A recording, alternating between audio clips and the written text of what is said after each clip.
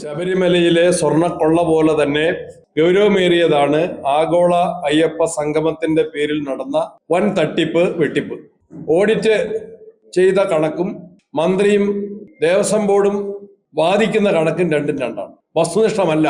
മന്ത്രിയുടെയും ദേവസ്വം ബോർഡിന്റെയും പ്രഖ്യാപനങ്ങളും പ്രസ്താവനകളും വസ്തുനിഷ്ഠമല്ല, യഥാർത്ഥ കണക്കുമായിട്ട് പൊരുത്തപ്പെടുന്നതല്ല. വൻ തട്ടിപ്പാണ് ആഗോള അയ്യപ്പ സംഗമത്തിന്റെ പേരിൽ നടന്നത്.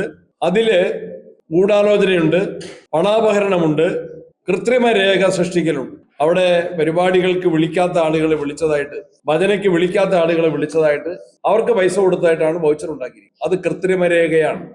കൃത്രിമ രേഖ സൃഷ്ടിച്ചതിനും പണാപഹരണം നടത്തിയതിനും ഗൂഢാലോചനയ്ക്കും ക്രിമിനൽ കേസ് രജിസ്റ്റർ ചെയ്ത് അന്വേഷിക്കണം. നടത്തിപ്പുകാർക്കെതിരെ ക്രിമിനൽ കേസ് രജിസ്റ്റർ ചെയ്ത് അന്വേഷിക്കണം.